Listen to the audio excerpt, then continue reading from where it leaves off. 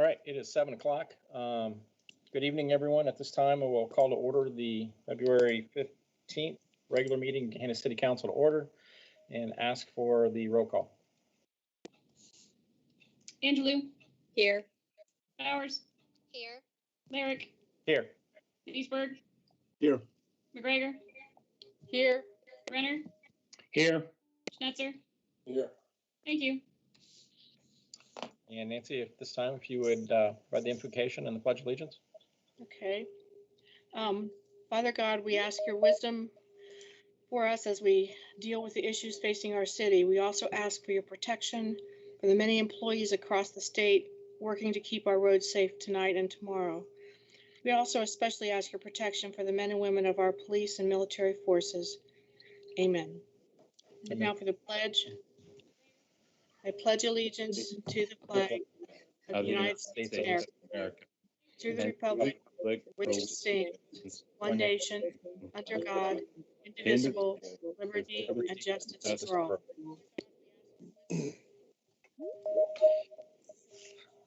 Thank you. Are there any additions or corrections to the agenda?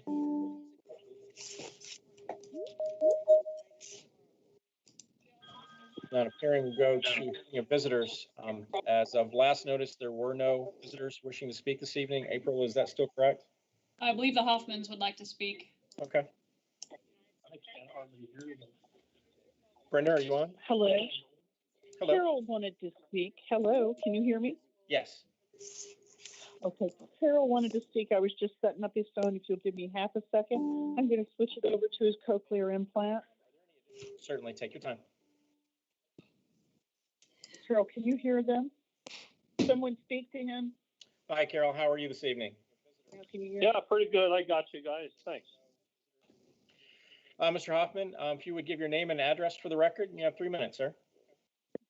Yeah, my name's Carol Hoffman. I live at 279 High Meadow Drive. And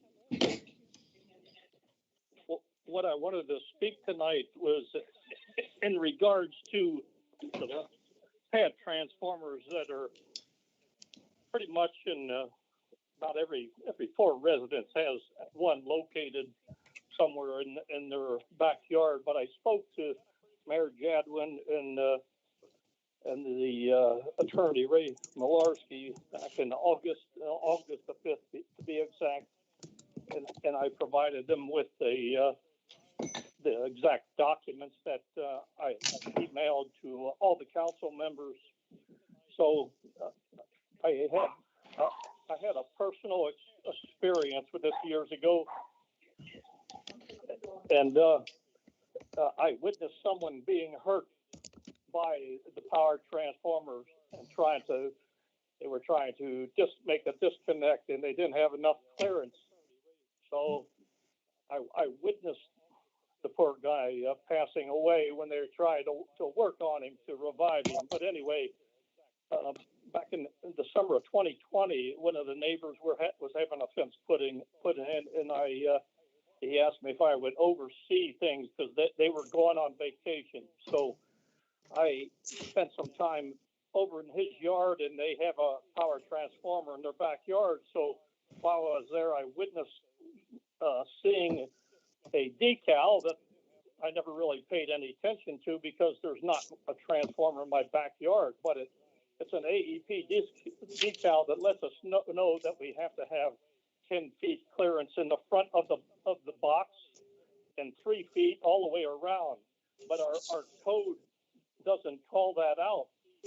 So I checked with in the state of Ohio. There's 4 main providers for our energy, as far as electricity: AEP, AES Corporation, Duke Energy, and First Energy.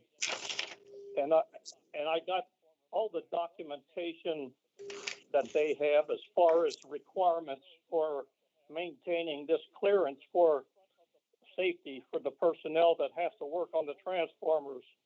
And not only that, there's the manufacturing company for the transformer also has information there, and I provided that manual also, where they suggest that we not place anything especially the technicians working on it, not to place anything on top of the transformers to do anything to harm the coating, because they don't want any rust through, which would damage the high voltage and could cause some potential harm to the customers. So I provided the links for all the different suppliers for the state of Ohio, because in event of emergency, they help each other out.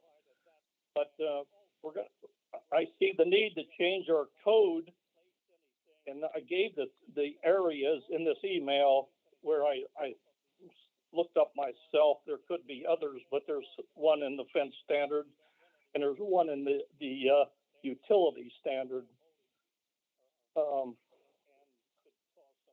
Like I say, I brought this up back in August, and I spent 43 years working for the federal government, so I know how things fall into crack.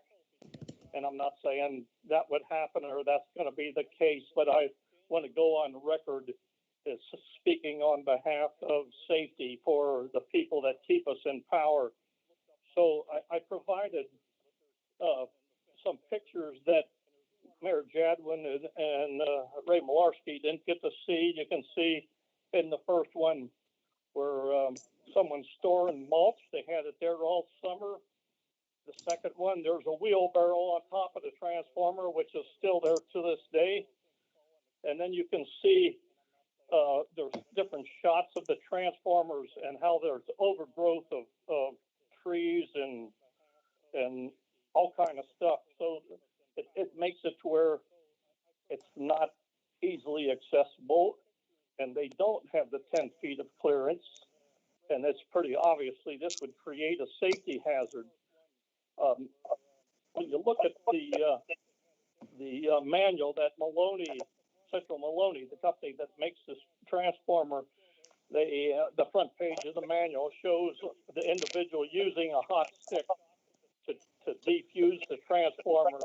So when you put them in this situation, like we have in some of these pictures where the transformer is surrounded by shrubbery and trees, it's virtually impossible. So, like I say, I just want to go on record as stating that we need to take some action. I have a close-up shot of AEP's actual warning label, where on the far right side it shows maintain clearance, and it tells us about not having trees, shrubs, etc. within that special area.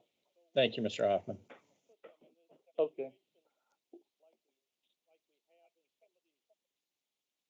Thank you. Are there any other speakers tonight, April? Please. I was checking with the clerk to see if there were any additional speakers this evening. I have none, sorry. Okay, no, that's okay. Thank you. Thank you again, Mr. Hoffman. Thanks for attending and for speaking. Have a good evening. You too. Thanks, Carol. And at this time, we'll move to section D. We have a public hearing. We have two public hearings. They are for two separate ordinances, so we'll have two separate hearings, even though I understand that they are generally related.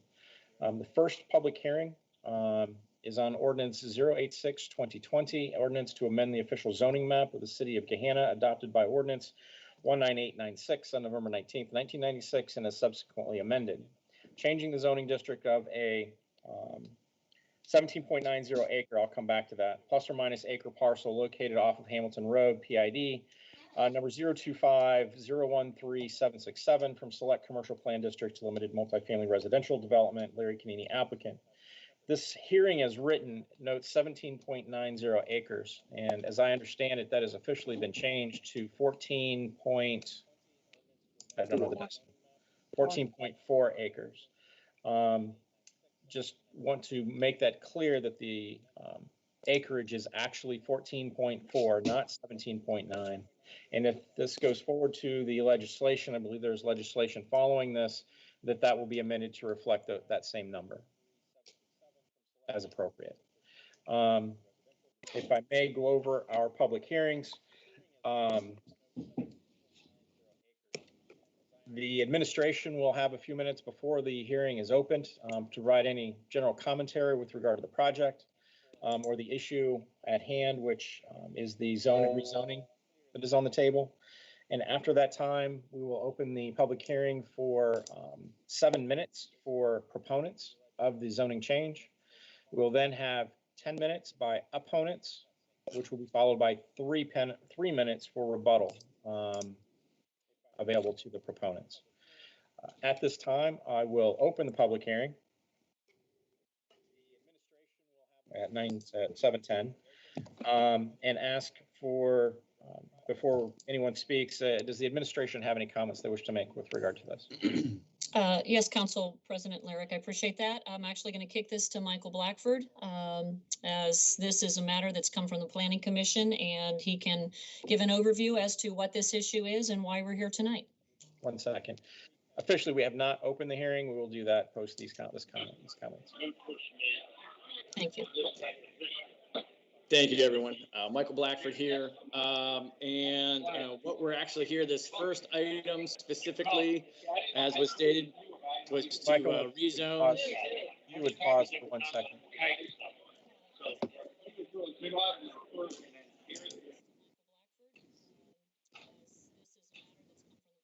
I believe that call was muted.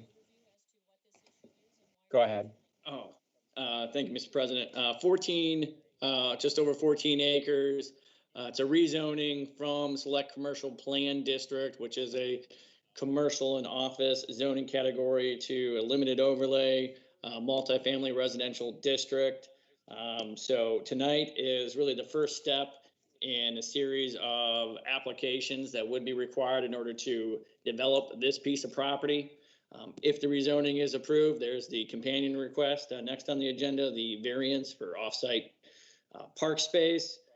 This still has to go forward to Planning Commission again through final development plan, which is your site layout, your setbacks, your parking, things of that nature, design review for building materials, color scheme, lighting, landscaping. All those details are yet to come if this rezoning is successful. Planning Commission did unanimously recommend approval to council of both the rezoning and the variance. And with that, I will turn it back to you, Mr. President. Thank you. Thank you. All right. At this time, I'll now open the public hearing and ask for any proponents who wish to speak. Go ahead. Ryan, do you want to clarify which ordinance this is for? This is the rezoning change 086. Thank you. Or the zoning change. It is a rezoning ordinance 086. Great. Thank you all. David Hodge here on behalf of Larry Canini, the Buckles family, as well as Casto Communities.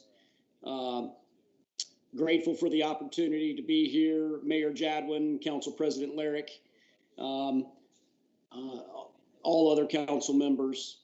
Certainly, we all know that this project has been a long time coming and a long time in the making.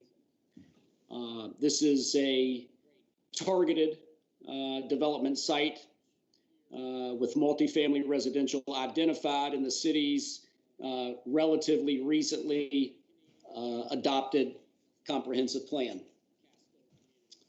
This rezoning is one critical piece to a larger overall puzzle for the property. We believe, my partner Aaron Underhill and I, and our clients collectively, as well as professional planners, doctors who already have a significant investment in this area, believe that the development proposed in this legislation tonight will be a catalyst to bring to fruition the overall development scheme that is desired and has been identified in your comprehensive plan. And exactly what is that? Here, multifamily, of course, professional office, hotels, convenience retail and restaurants, and a community park to the south side of the road. This project, as you know, started initially with 17.5 acres and 312 apartments. That has been reduced by about 3 acres, a little more than 3 acres, down to 240 multifamily units. We've worked hard really to determine the minimum number of multifamily units necessary to deliver a quality project unique to the city of Gahanna in terms of the marketplace for multifamily residential development in our region. Along the way, these past months, we've listened to some constructive criticism from council about the project, and we have made the modification just mentioned with the reduction in the acreage, the reduction in the number of units. That's to allow the other portions of the property to develop for some of those other uses that I'm. We've also agreed to use the deed restriction tool to restrict the balance of the property, generally bounded by Tech Center on the south, Hamilton on the west, 270 on the north, and the creek to the east, so that a minimum of 4 of those acres will develop with professional office uses. We've also said, to address a concern, that we're not going to come back in and submit a rezoning for multifamily residential or senior living type uses. So that would also go on as a deed restriction here as well.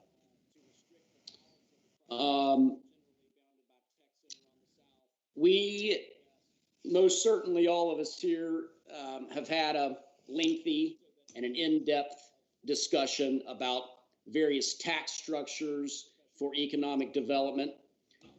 I think we all ought to be clear tonight that doesn't get decided here. We're here talking about land use.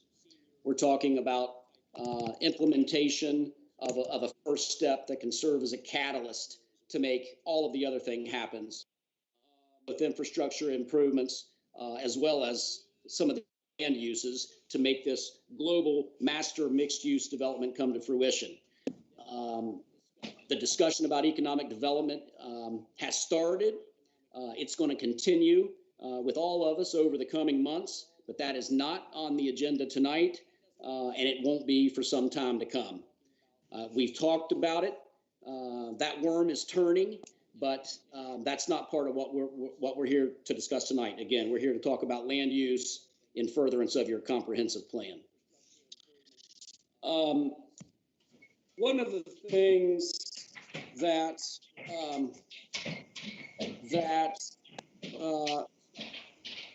I'd like to make council aware of is that, and maybe it's been abundantly clear throughout, but this legislation is before you tonight with a unanimous recommendation of approval from your planning commission. Real estate and development professionals who live in your community, architects, attorneys, what have you, who have reviewed this proposal and by a vote of 7-0 recommended its approval to council. This legislation is before you tonight with a supportive administration. We've all heard from Mayor Jadwin, from Donna Goss, from Jennifer Six, from other, I think, outside legal counsel to talk about some of these things. So they are all here in support of the proposal before you. The other thing that I'd like to mention is 1 minute. Okay, I'm almost done. That it's here. This proposal started with a recommendation of approval from your very capable city staff, Michael Blackford. Michael was involved in the drafting of that comprehensive plan. He worked with many of you, your planning commission, many community members. His job is to review a proposal in tandem with that comprehensive plan, and his recommendation to the cities for approval. We think it's a great project. We think it's a necessary project. It's really a catalyst for some great things to come here on the Buckles property. And we would be grateful to have your approval of this important legislation here tonight. Thank you. Are there any other proponents? We have about 20 seconds. All right, none appearing. Are there any opponents who wish to speak this evening with regard to ordinance 086?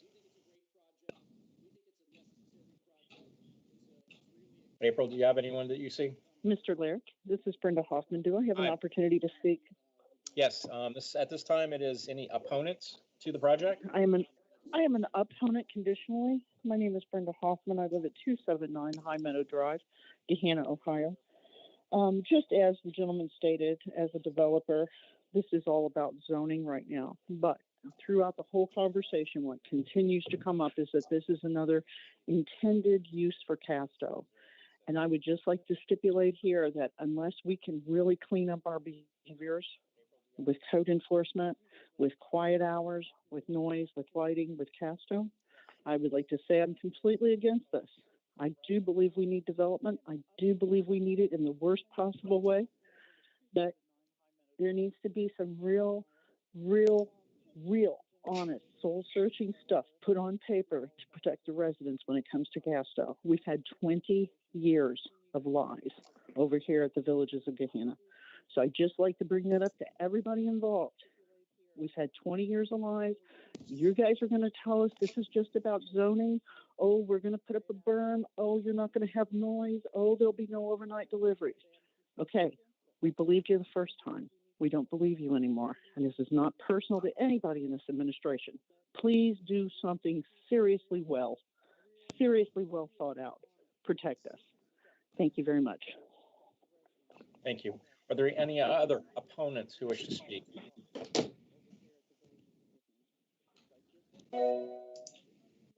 Mr. Lyric, we received 2 written emails in opposition.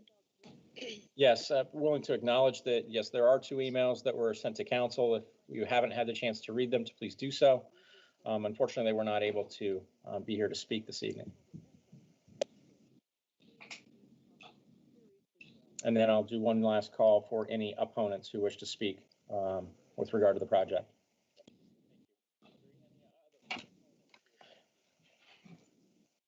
None appearing. Give the proponents an opportunity for any rebuttal. You have 2 minutes. Okay, great. Mr. Lyric, I'm going to be very quick, and then I don't know if it would be appropriate for me to kick it over to to Aaron and to Larry Canidi to see if they have anything they'd like to add to my previous presentation. But in terms of Ms. Hoffman's concerns, and I don't know particularly the issues that she has with the Casto organization. They're a local-based group. Been doing development in Columbus, Ohio since before I was in diapers. Locally owned, family run, really regarded as being one of the best and marquee actors in terms of the development world all over Greater Columbus. I think the quality of projects that Casto has done really at the end of the day speak for themselves. So I'll stop there.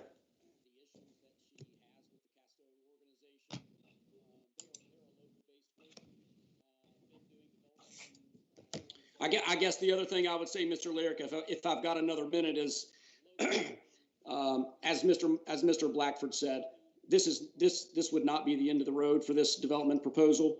It does have to go back to your planning commission for development plan and design review. It'll be engineered.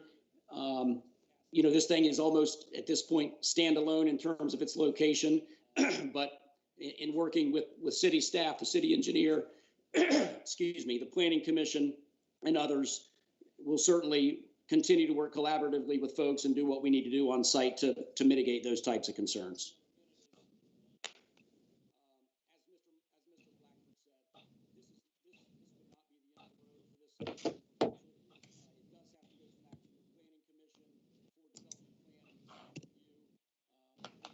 Mr. Lyric, you're on mute. I usually catch that. Thank you, Marissa. At this time, I'll close the public comment portion of the hearing.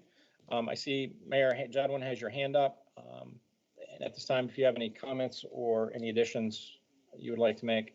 Actually, it was more of a question, Mr. President. Thank you. With regard to the opponent emails that were received, if those could be shared with the administration, if indeed this goes forward, I would want to make sure that we understand whatever concerns were raised by residents so that we can address them as we move forward with the project. Certainly. April, if you could forward them as we speak, that would be good. I otherwise will save my comments for later in the agenda when this is up for discussion, if appropriate. Okay. And any additional comments by council members? Not appearing. I will close the public hearing on ordinance 086 and move to the public hearing on ordinance 085 2020, an ordinance to grant a variance application to vary section 1109.08 public areas of the codified ordinances of the city of Gahanna for property located off Hamilton Road. Parcel ID number 025013767, current zoning select commercial plan district, proposed zoning limited multifamily residential development. Crescent at Central Park, Larry Canini, applicant. At this time, is there any comment by the administration with regard to ordinance 085? Thank you, Mr. President. Michael Blackford here again. This particular ordinance, it's a variance to our provision for when a multifamily project goes through the rezoning process. It's required to have on-site recreation. It's based off of a combination of either the property size or the projected population. In this case, a 14.4 acre property would have to designate 25% of the property as on-site recreation. Instead of that requirement, or in lieu of that requirement, the applicant is proposing to have 34 acres of off-site recreation. That has been reviewed by staff. It's been vetted through the Planning Commission process. Planning Commission was supportive of this variance. Staff is supportive of the variance. We believe that 34 acres of off-site recreation is more desirable and can be better used by the city than 3.6 acres of on-site recreation. Just so you're all aware, in addition to the off-site recreation, if the rezoning is approved and the project moves forward, 15% of the on-site property will have to be open space. So you have 34 acres of off-site recreation, 15% of the on-site acreage would have to be open space. And then there is a $500 park fee per unit as well. So there is still significant amount of parks and open space that they would be required to participate in if this variance is approved. Thank you. Thank you. At this time, I'll now open the public comment portion of the public hearing on ordinance 085. And again, the process is that any proponents for the variance have 7 minutes to speak. That will be followed by 10 minutes by proponents. And then again, 3 minutes for rebuttal to any of the opponent comments. At this time, I will start the public hearing. And are there any comments for proponents of this variance? Yes, thank you, Mr. Lyric. David Hodgigan, attorney for the applicant, property owner, and Casto Communities. I promise not to take 7 minutes this time. To us, this one's relatively simple. The policy objective behind requirement is to make sure that those residing in this type of residential have immediately available recreational opportunities. Here, that is most certainly being met by the park that is and will be here at the south of the road. The other portion of that is we've all been having a discussion about preserving as much of this immediately adjacent developable ground for uses that can be like professional office that are sort of higher value uses at the end of the day to the city of Gahanna. So that's another, I think, beyond legitimate purpose for this variance request. Again, this one supported by the administration, I believe recommended for approval by the Planning Commission, and I have nothing else to add. Thank you. Are there any proponents of the project who wish to speak this time? None appearing. Any opponents who wish to speak with regard to the variance that wish to speak at this time?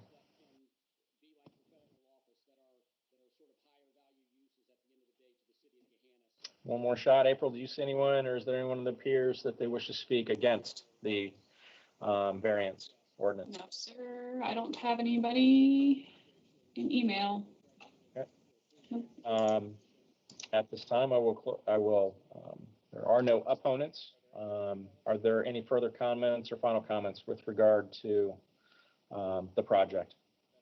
There is no rebuttal, but if there's any final comments, I'll give that opportunity. You know, this is, as I said, been a long time coming. This is absolutely development property. I know that the city struggled to identify the correct level of multifamily here as a part of this overall mixed use when the comprehensive plan was done. I think it's fair to say that we've collectively struggled with it since this project started. We've been as responsive as we can be in terms of the modifications that we've made to the plan to make sure that the higher value uses, as some of you have put it, can go on the balance of this property. We in earnest believe that this project will in fact be a catalyst to more good things to come to this section of the city of Gahanna. You know, even since we've started this process, I think Mr. Canini on a project just down the way filed some applications for a new medical office development. So we think it's a great project. More discussion to come on the economic development side of things, but we would again respectfully request your adoption of both this rezoning legislation as well as this public space variance. Thank you all. Thank you. At this time, I will close the public hearing on ordinance 085, and we will continue with the consent agenda. Is there a motion to adopt the consent agenda? So moved. Second. Motion to adopt the consent agenda moved by Mr. Leesburg, seconded by Mr. Renner. Any in roll call? Leesburg, Yes. Renner, Yes. Bowers, Yes. Lyric, Yes. McGregor, Yes. Stetser, Yes. Angelou. Yes. Thank you. Motion carries. We have ordinances for introduction, first reading. I'd like to introduce the items under F. Thank you. Items under F, introduced by Mr. Leesburg. Ordinances for second reading and adoption. First up, we have ordinance 085-2020, an ordinance to grant a variance application to vary section 1109.08, public areas of the codified ordinances of the city of Gahanna for property located off Hamilton Road, parcel ID number 025-013767, current zoning select commercial plan district, proposed zoning is limited multifamily residential development, Crescent at Central Park, Larry Canini applicant. Is there a motion to adopt ordinance 085? So moved. Leesburg. Second. I'm sorry. Second. We have a motion by Mr. Leesburg and a second by Mrs. Angelou. Any discussion?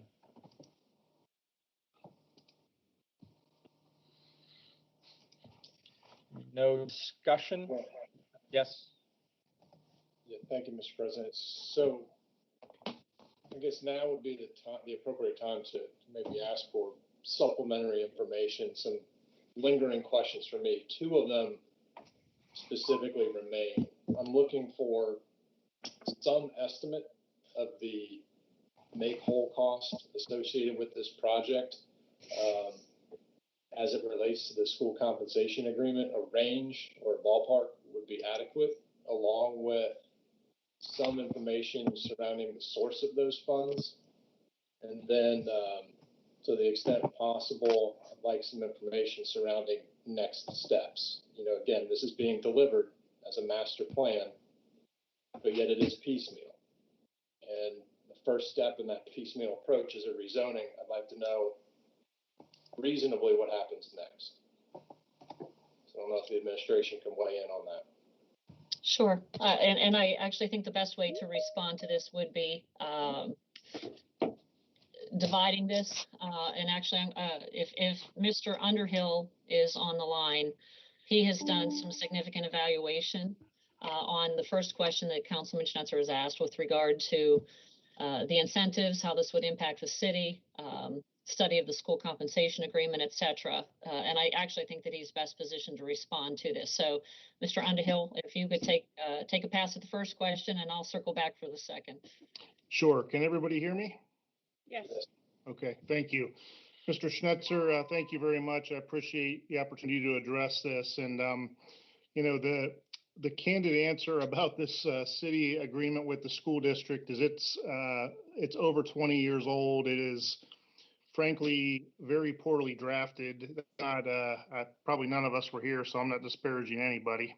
But you know, you've got to read it a few times. But I am very clear, and I've spent quite a few hours over the past week looking through this. I think the answer to the question is it depends, and that's a great lawyerly answer. But really, the more stronger answer is this is a $0 commitment from any funds that the city currently has or from any other source other than on this property. So the way this works is the agreement provides for a calculation on a case-by-case basis. Let's take individual projects within the Buckles tract. And for anything that is abated, then we would provide a calculation, we being the city and the developer, I guess, we would assist, but we would provide a calculation of how much of the taxes were forgiven to the school district. And that's the baseline starting point for a reimbursement. So let's assume for a moment that they were foregoing $100,000 as a result of the abatement. Now, remember, underlying property value is not abated, so the school district continues to collect that. In addition, the 20% that is not subject to the abatement here and would be subject to a TIF under our proposal, we are actually going to leave the schools whole in that regard. So in this particular circumstance, I'm saying $100,000 is after we take all of those out of the equation. Now, what it also says is there's a minimum reimbursement amount, which is an interesting defined term in the agreement.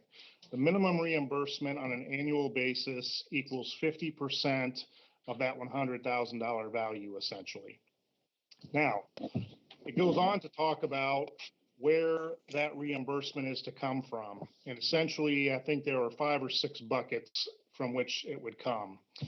One is from a 50% sharing of income taxes generated from the property itself. Okay. The next thing is personal property tax collected from the development property. Personal property taxes in Ohio in the business context have largely been eliminated. The next bucket are basically either services or contributions made by the city upon mutual agreement with the school district. Those would count towards that minimum, as well as counting towards the minimums, any money they are actually receiving through the unabated portions of the property. So it's sort of circular. It goes back and gives you credit for that. So the bottom line is, no, there is no commitment or requirement that the city has to go to any other source other than those that I just went through to pay the school district. So in other words, you wouldn't have to look to your general fund, any income taxes collected from any other source throughout the term of the abatement. And you also are not in any way guaranteeing that the school district will receive that 50% minimum. So it's interesting that it calls it a minimum reimbursement amount or minimum payment amount, because there's no penalty if you don't meet it. So it's a very interesting agreement in that regard. But to put it basically, the city's exposure, if you want to put it that way, is tied to, number one, how much property tax is abated. But it's really not having any exposure at all, because the only sources really that are going to come into play here are ones that are created from the development property itself here and not anything off-site. So the way I would put it is, even if you're sharing 50-50 with the city or with schools on income taxes, that's better than getting 100% of nothing, which is likely to happen without, the economic development proposal we put forth. So I would see it as, the way I would view it, if you want to be a glass half full, is sort of person is we're creating a new source of revenue. Now, unfortunately for the city, that new source of revenue, if you want to call it income taxes alone, would be half of it would be provided to the school district, but you're also getting 50%. I think the other thing that is probably worthwhile mentioning, even though we have this abatement in place in this agreement with the school district, as we talked about at the committee meeting, we do have, and we had a goal of creating several other buckets of money that would be available to the city to sort of, while it's not apples to apples, but there are going to be revenue sources that are not going to be shared with the school district, and those are plentiful. So I know it's a complicated question, but I think from your perspective, you can honestly say to your constituents, we're not putting anything on the line other than having to share new revenue that would be created from the project. Thank you for that background information.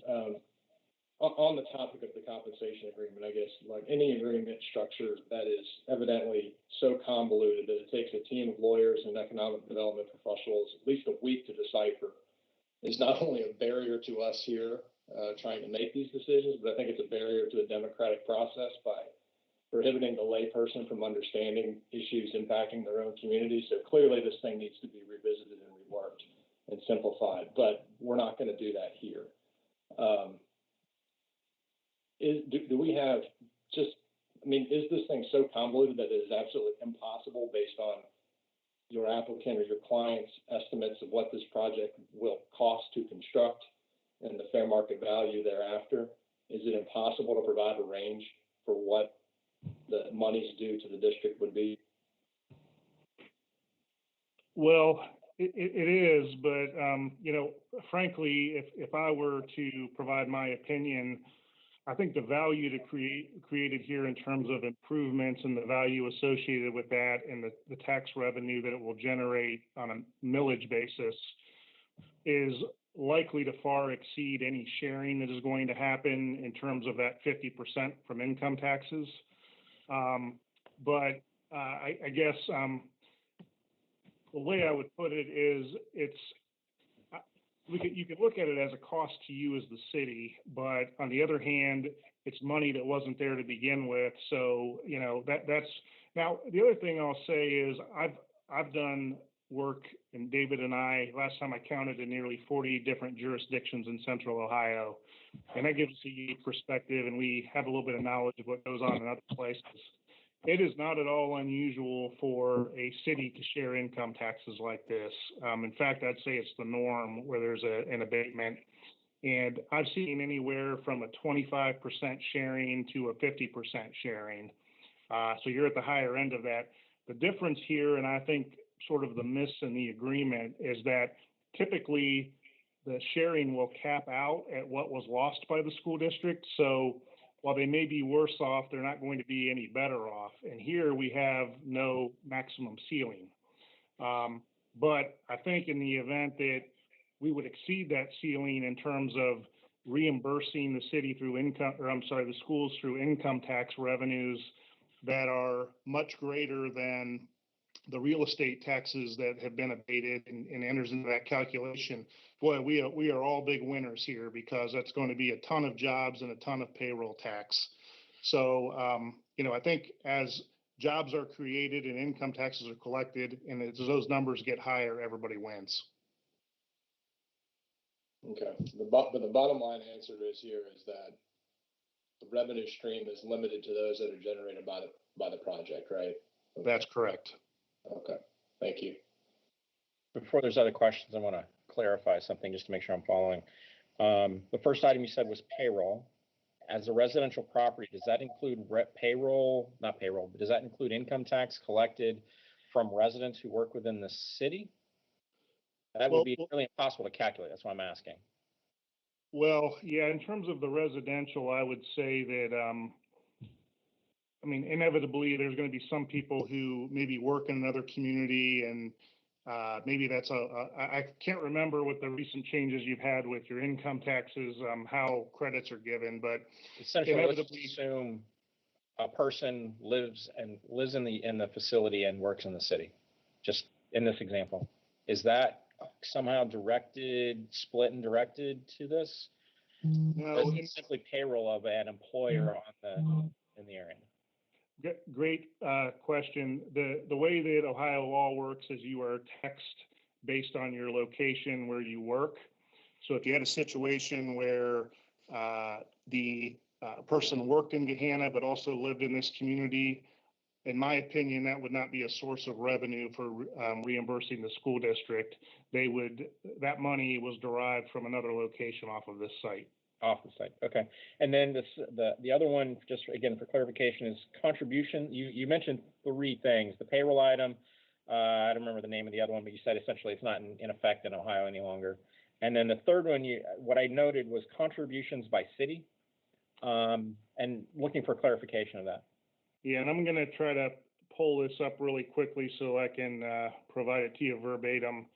So it says that 50% minimum here again, which isn't guaranteed, can be paid through the personal property tax, which is what I said really largely doesn't exist anymore, or it can be a credit can be given towards it based on the dollar value only as mutually agreed by the city and the school district of any contributions made by the owner of an abated project to the schools.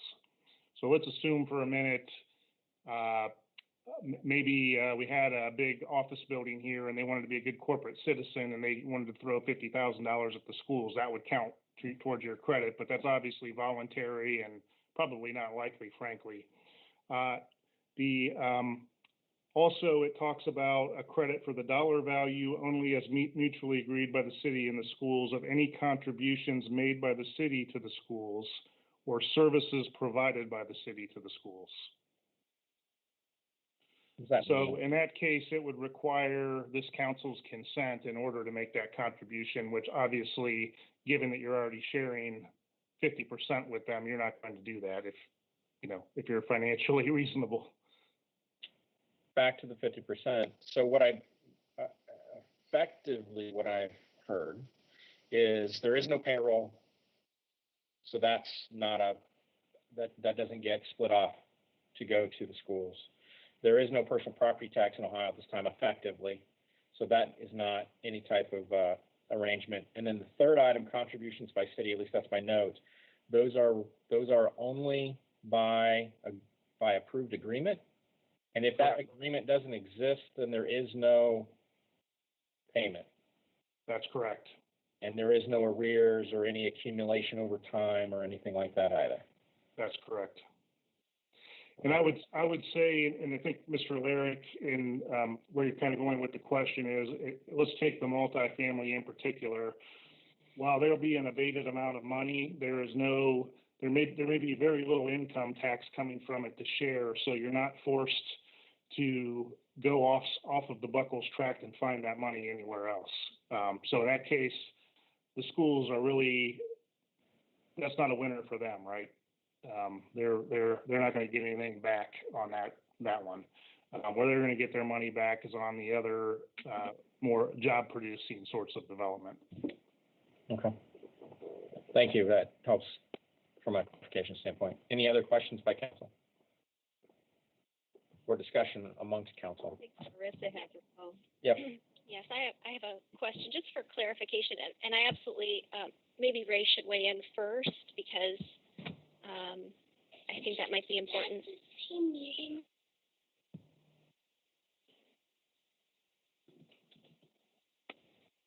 Ray, do you want to speak first on this, or should I go ahead and ask my follow-up? Well, I'm fine. I just wanted to make one clarification. I have agreed with everything Aaron has said. Me and two other attorneys and the mayor and Gen 6 have been meeting for about the last 3 days trying to figure out to make sure we got answers to your questions. One of the things that Mr. Underhill said that, which I agree, it does not put a limit on the amount of the reimbursement to the school. I believe that state law, and we're looking into that right now, would limit that. Even though it does not in our agreement limit it, I don't think by state law they can get more than their 100%. that has kind of been part of the problem that we've had in the past. We've been paying them more than their 100% on some of the other CRAs, and it's one of the issues we're looking into. But so I do agree that it does not specifically say they are limited to up to 100% of their total reimbursement, but I do not think that they're eligible for that. They cannot get more than their 100%. That's the whole purpose of these agreements. We reimburse them up to what they would have had. That's the purpose. But to give them more than that just doesn't make sense, and I believe it's probably against state law, but we are looking into that, and I cannot give you that exact answer today. That was the main thing I wanted to point out, but I would say that I thought that Mr. Underhill gave a very good explanation of how this works. It is strictly limited to those four issues, those four buckets, if you may, as to where we would pay any funds out of. It doesn't come out of any other funds that the city may have. Only those four buckets, all associated with this. The one thing that is very unique is the services provided to the school by the city. Now, this does have to be agreed upon. However, I can only see it working in the city's behalf. This is us providing them services as opposed to providing them money, and the services would be set at a certain amount, and therefore we get credited for that amount of money. So that is, I believe, number 3 on that list there. So those were just a couple of the comments I wanted to make on what Mr. Underhill had said. Thanks, Ray.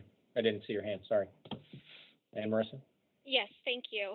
So help me understand this, Mr. Malarski, Mr. Underhill, because what you're saying sounds to be very different from what my understanding of the way the compensation agreement works, in particular with this abatement. So my understanding is that this CRA is 80% abated for 20 years. And the compensation agreement requires that the city compensate the school district for 50% of what, for 50% of what the taxes that they would have gotten on the full new value of the property. Mr. Malarski, would you like me to weigh in, or I don't want to steal your thunder? I was going to say, Mr. Underhill and I had a couple of emails going back and forth talking about this, and he had his last email I thought was very good, where he addressed this very issue that you talked about. If you would like to go ahead and weigh in on that. Well, Ms. Bowers, first I want to make sure that we're all clear it's a 10-year abatement, not 20, so 10. In fact, state law wouldn't allow it to go to 20 anyway. But the way I would put it is the term used in the agreement, where it's a minimum payment to the school district, is interesting nomenclature in the fact that there's no teeth to that. It doesn't say if the four sources we pointed out are dried up, that you need to look elsewhere. So there's a minimum there, but it doesn't guarantee in any way, shape, or form that it's going to be met. So when the well runs dry on all of those four buckets, which inevitably it will, that ends the minimum reimbursement for that particular year. So I guess I understand that, and thank you for the clarification on the term of the abatement. The issue, I guess, then for me is that of these property taxes, the 20% that's not abated and the base value of the property, the city retains some of those tax dollars from property taxes, and so wouldn't the city then have to pay the school district some of what it would have normally retained had this not been an abated area? And if you don't have an answer to that, that's fine. I guess what I'm just really concerned about is that this, to me, sounds like we are getting extremely deep in the weeds with interpretation of a contract, and we have seen how that has burned us before as a community, and so I am having some extraordinary discomfort with where this conversation is headed. Well, I'll say this, that Mr. Malarski and I and Yaz, who I don't know if he's on here, your outside counsel, have I believe, reached the same conclusion independently. I have not, other than to throw questions back and forth through emails with either of those gentlemen. In fact, with Yaz, I don't think I have it all on this case. We haven't sort of led the horse to water. We've all gotten to the same conclusion in our own way, which I think should give everybody confidence that we're reading the document in the proper context. And I have no doubt that I'm reading it properly. Ray can speak for himself.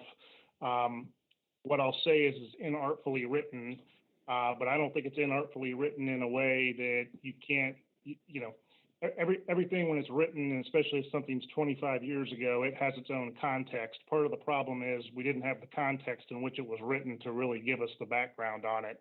So I think that was my struggle to get to my conclusion. But here again, I think we've all reached it in a different way, which should give you some comfort. This is, I apologize. I know that this is absolutely not the ordinance that's pending before us, but I certainly think that this warrants some further discussion and further consideration. I sure hope that. Well, please keep in mind that that's what will happen. None of this happens without further council approval. And that's the whole key. This is just the zoning issue. As far as what happens with any TIF money, keep in mind it's also a non-school TIF, and so they're not affected by that. Or what happens with the CRA agreement only happens later on. Only if this gets developed. If this doesn't get rezoned, then none of this even comes into play. But if this does come into play, we deal with it all later. And it's not, we're not setting it in stone right now. That will be dealt with later. The one good thing, Ms. Bowers, about this agreement that we're talking about is it's very short. So we could sit, frankly, and at a committee meeting and go through it line by line and not be here until 3 a.m. So I believe if given the opportunity to do that, once we get through this process, that Ray and I and Yaz, if he's also a part of it, can walk you through the analysis and get you comfortable. I would certainly appreciate that. I think to clarify, the concern is that once this zoning is approved and this development moves forward, that the abatement is guaranteed the way the CRA is written. That's my understanding. So, you're absolutely right, but the money isn't guaranteed. The money only comes out of those 4 pots. I mean, the abatement is guaranteed, but as Mr. Underhill said, it's only 50% if the money exists. And that's what Yaz and I came to the conclusion as well. To the extent there's any hesitancy about a vote tonight and sort of relying on, what's being represented on the economic side, I mean, I'll be as frank as I can be that if you vote on this and we don't get the economic development deal, this whole thing probably doesn't happen anyway. So, I don't think a vote tonight is painting anyone into a corner. It's the first of many steps. If I could speak to that, actually, Aaron, I was just going to say the same exact thing. So again, to remind council, tonight the issue before you is the rezoning that was approved by Planning Commission. At the moment, we're talking the variance. Correct.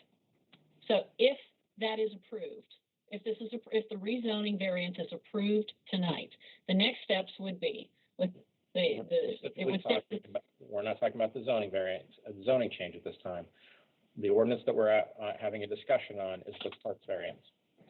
I thought we were on the second. I lose track of where we are on the agenda. We're on the school agreement. We've talked about everything except the parks so far. Hold on. We're on 085. Right. The discussion has been around topics related to the overall project. What I expect most likely is that most of this discussion is fundamentally about the zoning change, but in fact, they are all related. That's why this is continued in this, or we've gone in this fashion. Fundamentally, or specifically, we are discussing 085, which is the variance for parks land associated with the property. I appreciate that. Since I'm at home, I don't have my multiple monitors up, so I don't have my agenda in front of me. But I wanted to speak to Councilwoman Bauer's concern with the questions that Councilman Schnetzer raised earlier with regard to timeline, because I think, as Mr. Underhill just started to respond, that's the issue that I was going to speak to, is that what happens after this, as we're talking about development incentives, is assuming we can get past either or both variances tonight, the next step that would happen would be negotiation of the development agreement, which would then come before council for your approval, at which point we could further have a discussion around the details of what the incentive agreement is, et cetera. So ultimately, as Mr. Malarski has already said, this is going to circle back before council from the development perspective if we move forward after tonight on this issue. And I just wanted to reiterate that. That's all. Thank you. Thank you. Mr. Leesburg.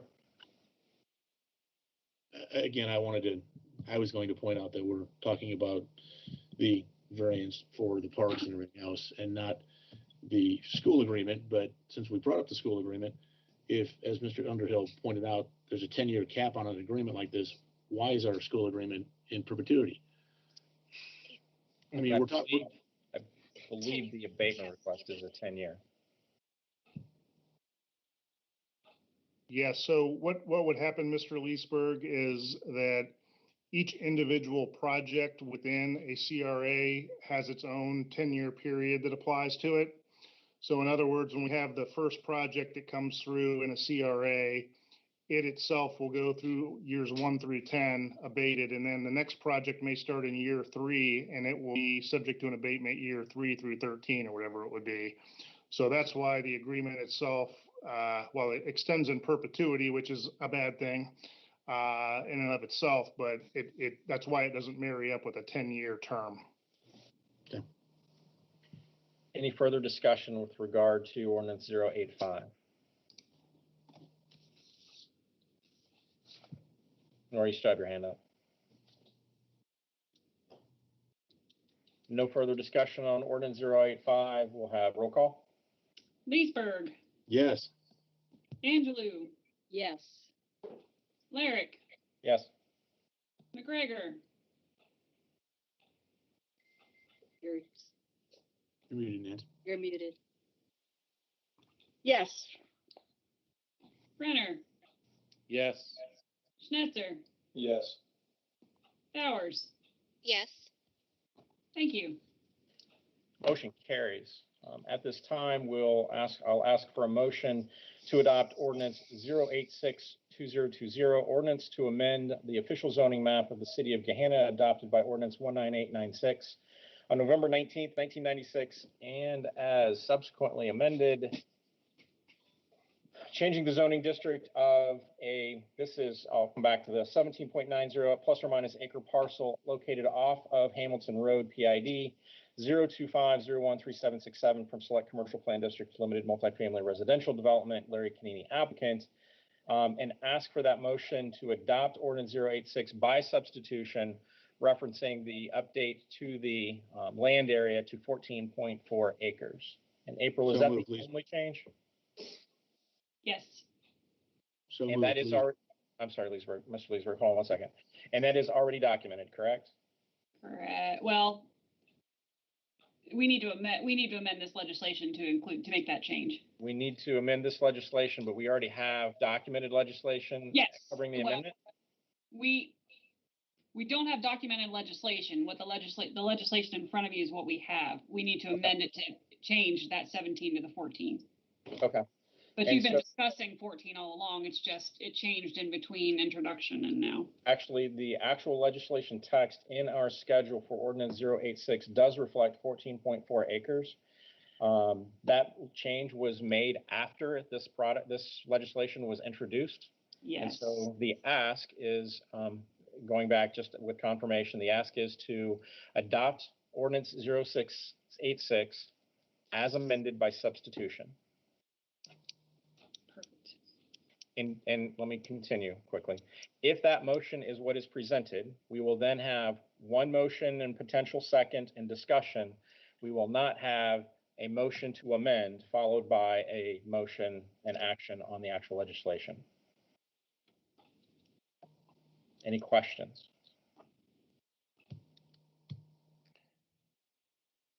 Mr. Lyric, Yes. So just for clarification, because I'm getting a little lost in That's fine. the amendment, and so I appreciate you taking the time. Are you saying that it's already de facto amended, or do we have to do a motion for amended by substitution? So if we do have to amend it, there are two means of doing so. One is to verbally make an amendment. However, the amendment has already been written and is in our documentation as the legislative text that we have in hand. Therefore, we can ask for a motion amending by substitution from the originally introduced legislation to the currently in place updated legislation, and do it in one action. Mr. Lyric, I'd like to make a motion to amend the what's going on? To adopt the legislation as amended by substitution? Yes, I'd like to amend the ordinance by the substitution, which is actually attached to the ordinance here, yes. Or are you asking to adopt the legislation as amended by substitution? Yes. And thank you. Is there a second? Second. We have a motion to adopt legislation, our ordinance 086-2020 as amended by substitution. And we have a second by Mrs. Angelou. Any discussion? Mr. Larrick, just so for the sake of, because there are a lot of people watching. Yeah. This one move has now put before us that with one vote, we're going to adopt and clarify everything that's in the record. So we will decision ordinance 086 as has been submitted by the council office and has been amended.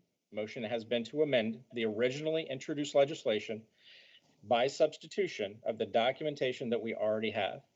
The only change is the change of the acreage from 17.9 to 14.4 plus or minus acres. Hello.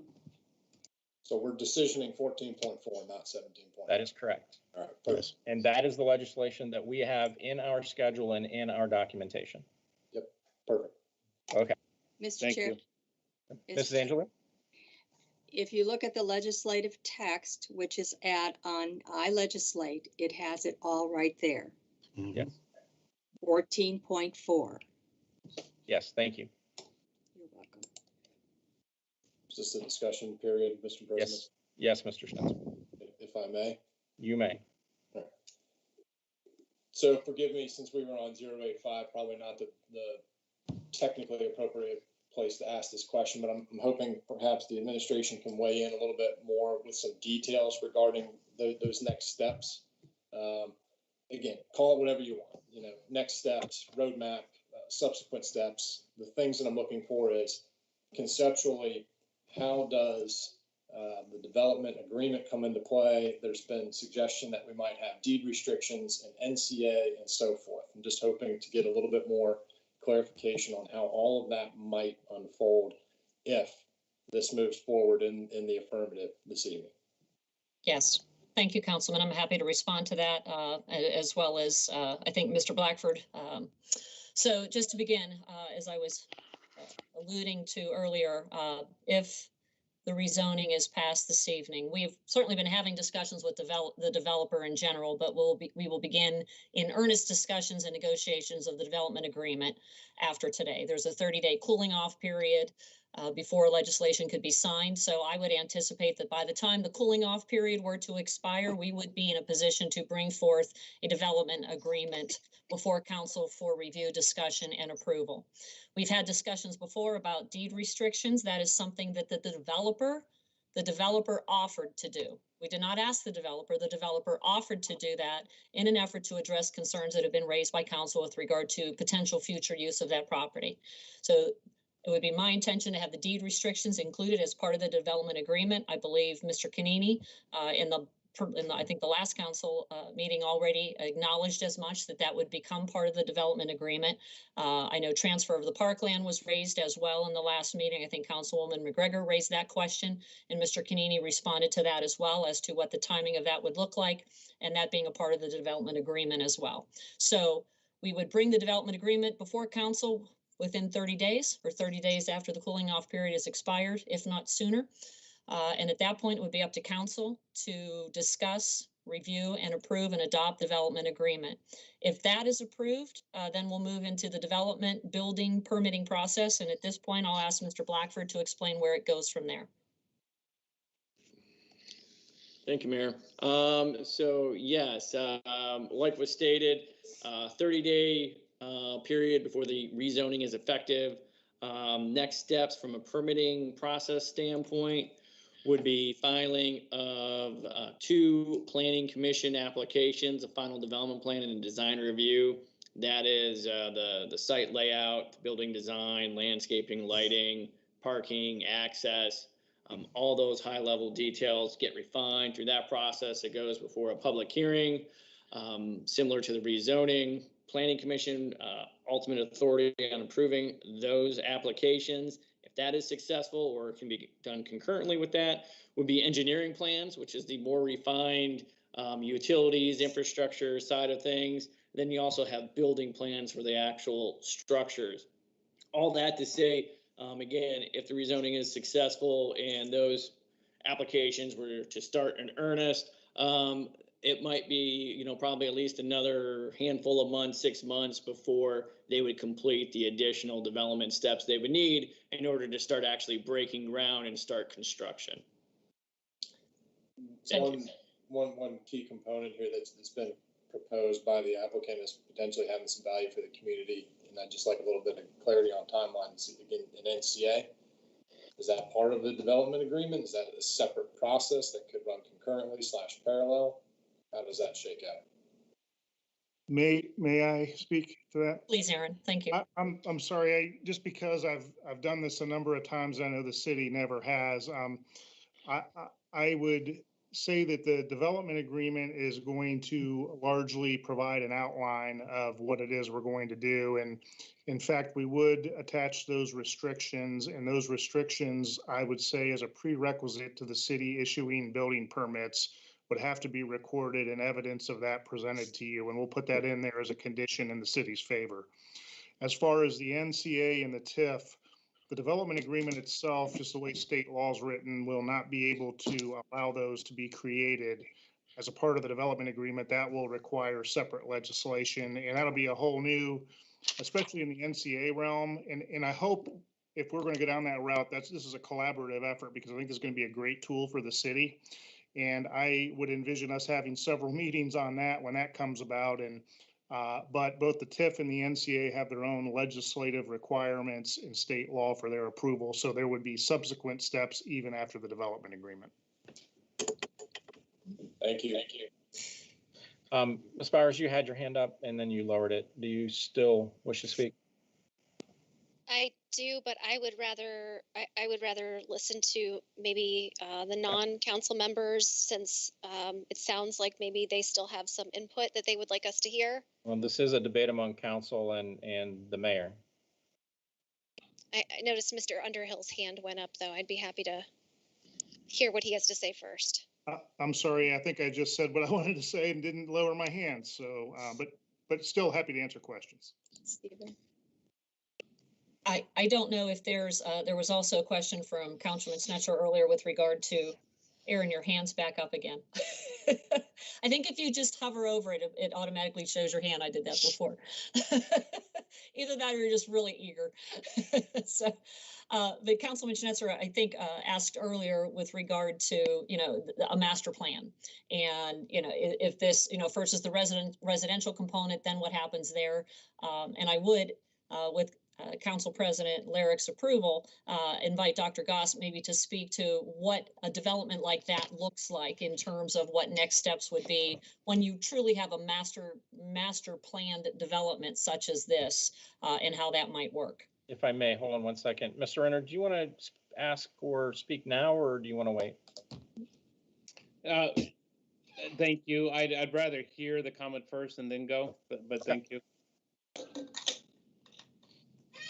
Thank you. Dr. Goss, are you on the line? I am, Mayor. Thank you very much. Good evening, members of council. I'm really happy to be able to speak to you tonight. You know, when it comes to master planning, a plan is a plan, and it's a framework that cities put into place to think about what they would like in specific areas of their cities. However, it is a framework, it's conceptual, and those plans need to be flexible enough to change to the environment, to the different conditions that are present at the time of development. So when you have a development agreement, when you actually have a developer that comes in that wants to develop an area based on a master plan that it might already be in place, there has to be flexibility in that plan. And I can use Bridge Park as an example. You've all entertained me as I've given you some lessons learned from the city of Dublin. But it's actually, I see Mr. Underhill smiling as we're doing this because he was in on some of these as well. But when you have a plan in place, it doesn't mean that you're going to stick to it 100%. When it comes to the different uses and what needs to happen along the way to really adapt to the market, and the market conditions. If you have a certain percent that's dedicated to office, you may find that you actually need more office, or the demand for office is so high that you want to convert some of those other blocks that you may have thought were going to be different things to office or to residential or to retail. So having that framework gives you the guidelines and sort of those guideposts in there to, have that flexibility. But really, this is where the wisdom of council comes into play, to be able to say, well, what we're hearing is that the market is showing us we need this type of development in this area. And to be able to have that relationship with the developer, that's the beauty of having a master developer do, a specific area like that, is that you have that relationship and that flexibility to be able to really adapt the environment. So bringing those forward as the phases of development come forward is really critical to achieve the kind of development that is relevant not only for today but for the future. So I just wanted to add that many communities, even though you've got your master plan, the mechanisms are in place for a reason, to allow for zoning and rezoning and those variances to come into play. Mr. Renner. Thank you. First off, I guess in light of this the question about the master plan, I'm just trying to get clarity a little bit. The developer's agreement still outlines what the master plan or what the process is, right? It still goes back to a developer's agreement. Is that correct? Who's that question to? Sorry, I guess the mayor, and she could choose, but I guess I was looking at Dr. Goss, but certainly the mayor. Sure. Actually, Dr. Goss, since you're there, go ahead. You're the development expert. Sure. I mean, the development agreement, as you build the different terms and conditions that are within that agreement, obviously there are certain things that you really want to nail down in that agreement, right? And you want to make sure that those things are in place along the way, and that you can hold the developer accountable for those. However, right, as certain things may change along the way, you may decide that, what you thought was relevant at the time needs to be amended, or there needs to be a change. And that's why having that relationship with the developer where you're really looking out for the best interest of the city comes into play. I don't know if Mr. Underhill would like to comment on that, but he and I have both been in situations on the same side of the table and on opposite sides of the table where we've seen that happen. Yeah, thank you, Donna. What I find is that 90% of what gets into one of these development agreements, if we spend the time on it, will actually probably come to be. And inevitably what happens to you is maybe several years down the road, you have one piece left of a piece of property, and maybe you got 2 acres of it wrong or something. But I think that what you'll find in this development agreement is there are going to be contingencies and I guess backstops for each side to make sure that you're getting exactly what we promise and vice versa. And I think you'll be very surprised at the level of detail that goes into it. But everything we've been talking about for the past several months will be incorporated into that document. Thank you. That really helps. This is such an important issue, and I had prepared a statement to actually read, and I'm actually so some of my statement probably not making sense in light of some of the new information that I heard, but I want you to actually just take it in that frame.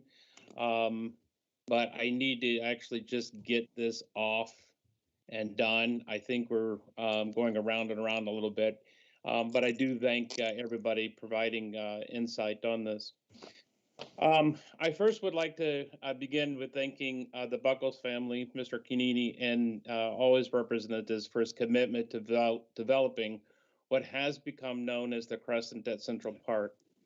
For a project of this magnitude, I recognize and appreciate the time and money spent planning, securing partners, and so forth to create a development concept, as well as to meet the rigors of public processes involved to get buy-ins and approvals. I am someone who likely has a unique view, as I see and am involved in many public processes at the county for development.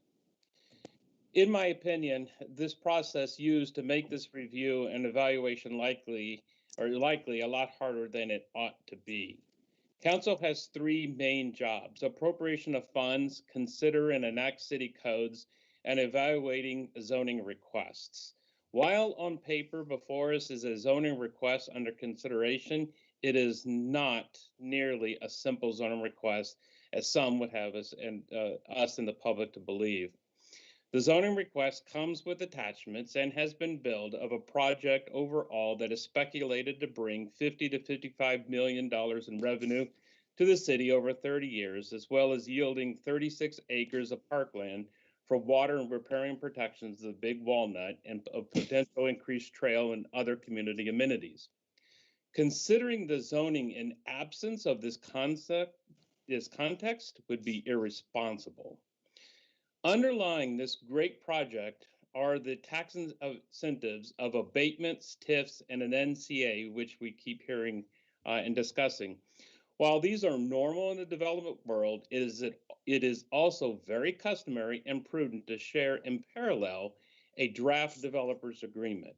While there may be some questions as to filling in the details, the document helps everyone understand the mechanisms for how the incentives shall work. Even though the zoning may be a determining factor in some aspects of the agreement, a draft could be given to help greatly build confidence. Another aspect of this project is the simple fact that it is Gahanna's last frontier of raw developable space. While I do believe that everyone concerned among council and city hall recognizes that what this means, most of the questions and concerns risen by my fellow colleagues were specifically about ensuring the greatest overall value and impact to the city. Let's face it, residential units alone do not truly add that much directly to the city's bottom line.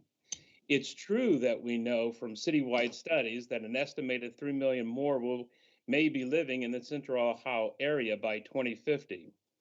However, please be aware that the often quoted MORPC Regional House strategy contains 5 core regional issues and 5 complementary priority actions in response, and that the study is mainly concerned with housing and income equity in light of the influx of people, which will cause displacement of others. This project addresses only one of the core issues by adding diversity and housing alternatives. I have not seen any proposal, nor have we had any discussions on the other core concepts, and hope that perhaps we can begin to address those. I have opposed tax abatements for residential units in the past, unless we have clear high-value commercial components to balance these incentives.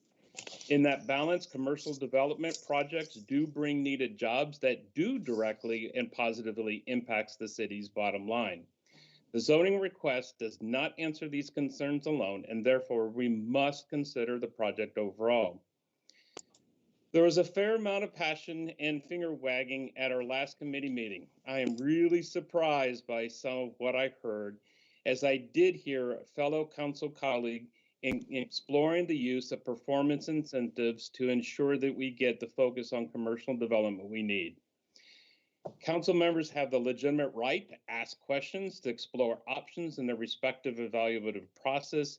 Like it or not, the people elected us to do this job, and respectfully, we are seven members who come at issues in very different ways. Each member of council deserves the respect as an elected to be heard and ask those questions. We only answer to the residents, no one else. Finally, in closing, as long as I've been involved with the city, I too have heard many rumors about the development of this area. I never knew the reasons why they did not come forth and be explored deeply within the public domain, nor have I been privy to anything about them. This particular zoning request has passed our planning commission process, but they test requests with different tools and standards that are focused on land use, design, and ultimately aesthetics.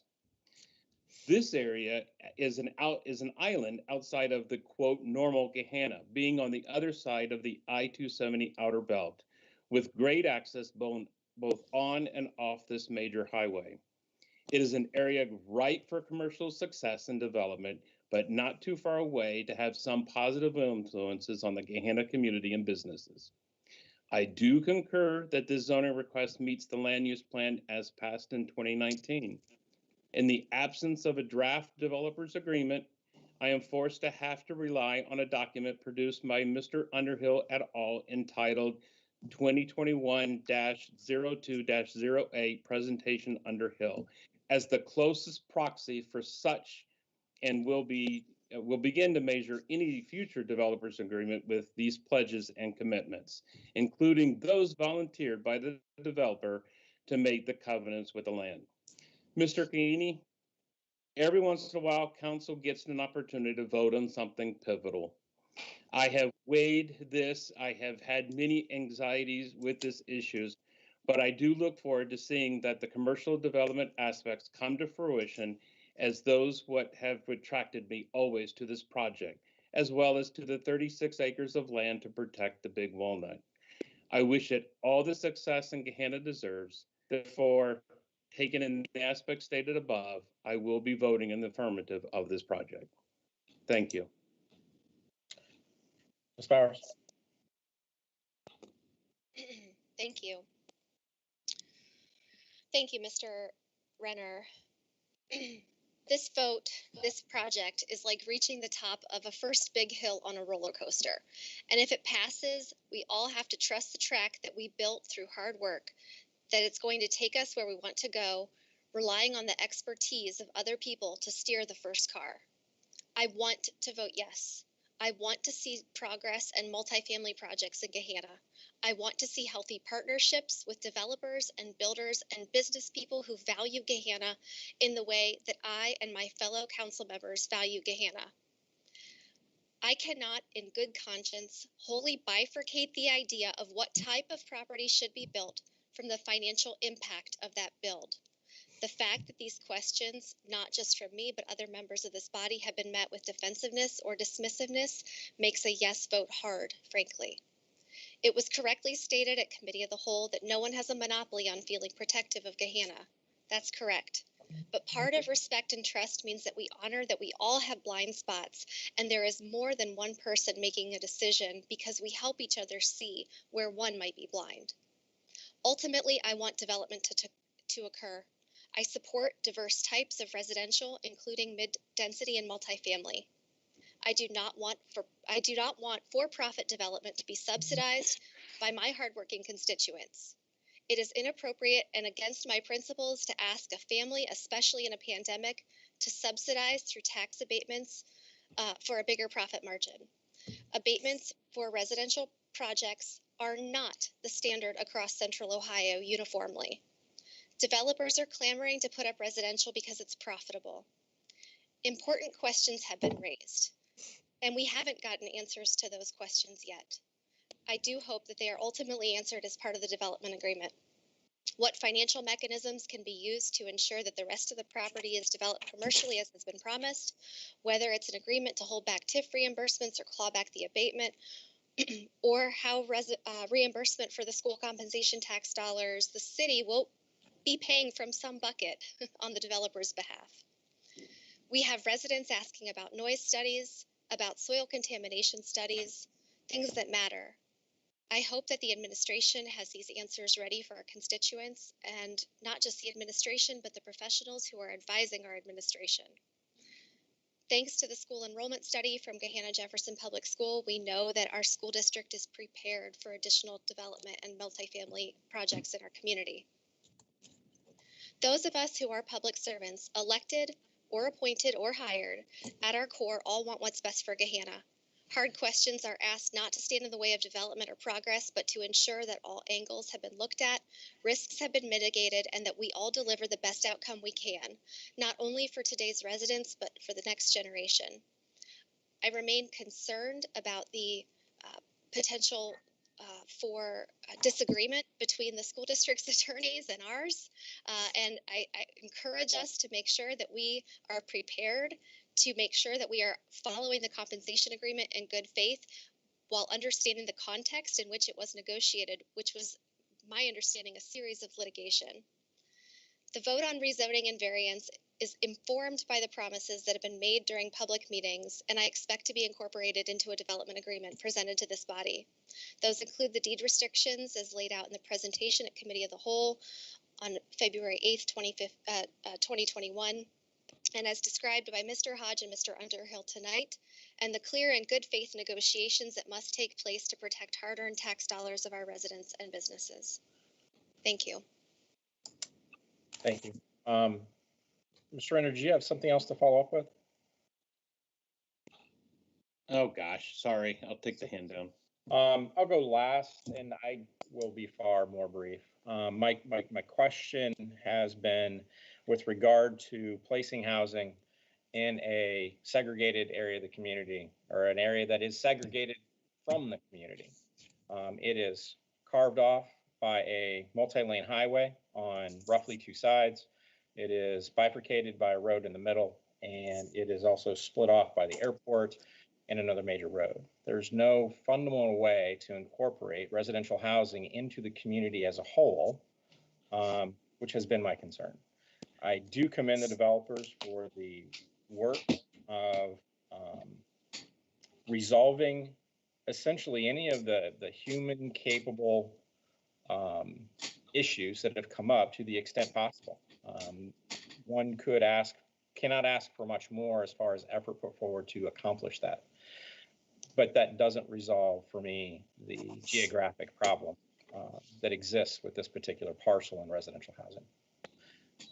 Any further discussion, Mayor? Yes, thank you. I moved my hand. First of all, I'd like to thank all of council for the last month, 2 month, 3 month, 4 month of discussion with regard to this project. And I totally agree with the comments that have been said tonight. It is absolutely this body's role to ask questions of the administration, of the developer, of the staff. And staff is part of the administration, so that's redundant. To make sure that you have the questions that you need to have answered. I have, ultimately, each one of you has the right to vote whichever way you feel that you need to vote on this project. And I respect whether it's yay or nay, I respect the decision that you are about to make.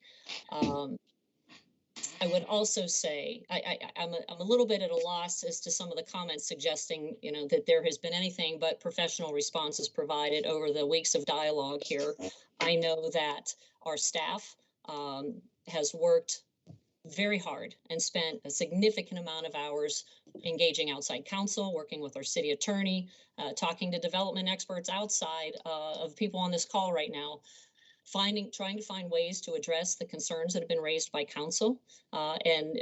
Before that, we can predate to the developer putting a pause on this project, to taking a step back to address the issue of the overall footprint size of this project and revisiting it with Casto to reduce the footprint, to provide something that might be more palatable to council.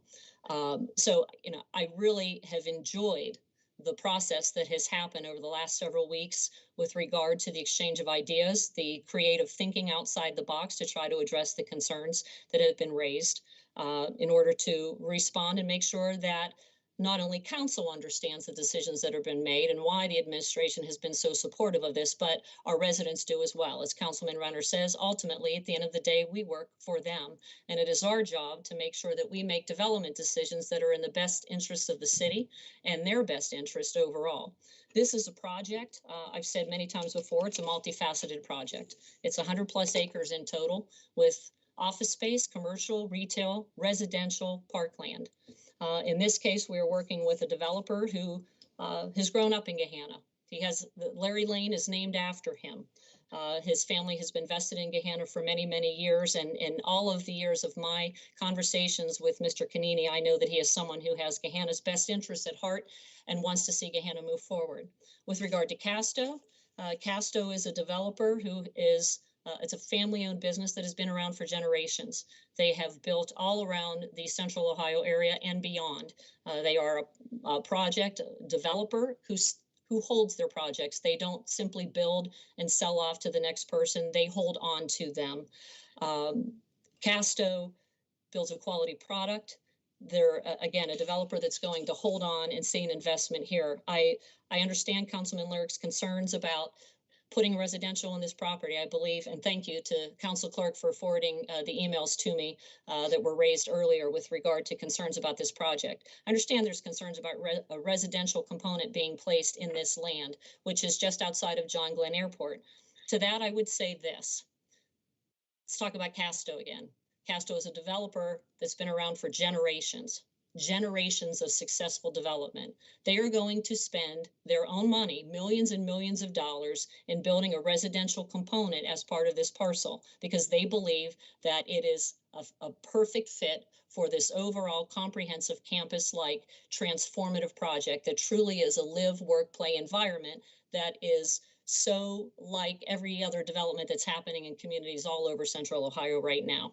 If they see value in investing their own millions of dollars in constructing this residential project on this parcel of land for which they're going to front their money, then I believe that they believe that they'll be able to sell those properties and that there will be people who want to live there. We had a brand new staff member that I will introduce during my mayor's comments today, who's a young professional who in our first 10 minutes of meeting today made the comment that she really wanted to live in Gahanna when she took this job and she looked for a place. She wanted a lifestyle community to live in because she didn't want to own a house where she has to take care of it. She wants to live in an apartment where she doesn't have to worry about fixing her HVAC or mowing her grass. She wanted a community where there's people her own age, where it's modern and it's in all of the amenities are there, a pool, a fitness center, meeting spaces in an area where she has trails and things where she could walk. She ended up moving just outside of Gahanna to a community that offers that. We have nothing like that to offer someone like that, a young professional who wants to be with people her own age and live in a community like that in an area where she can work right next door or within a short commute and live and work in the community where she lives. So this project is that project. It is a transformative project. It is one that is crucial to business attraction. If we truly are going to care about our residents, business attraction, i.e. job attraction, has to be at the forefront. We attract jobs, we generate income tax, we invest that back into the city to provide the services that our residents need and provide them with the amenities that they want. Historically, it used to be, if you attracted jobs, then you built the housing for them. In today's world, it's the reverse. You have to have the rooftops in order to attract the jobs. We've heard that from businesses over and over again over the last 14 months, every time we meet with them about locating in Gahanna. What kind of housing options do you have? What is your housing stock like? What's the diversity of your housing stock like? We have to work on the diversity of our housing stock. That is not a one project fix. It's going to be an ongoing fix for us, but it is crucial. According to One Columbus, for every one job that you want to bring to the community, you need to have one rooftop available. Our economic development strategic plan that was published in 2015 recommended that we add 720 units of dwelling units by 2021. In the last 5 to 6 years since that plan came out, we added 62 single-family homes. We added 0 apartments. That's as far as we've gotten to achieving 720 dwelling units by the year, I'm sorry, it was the year 2025.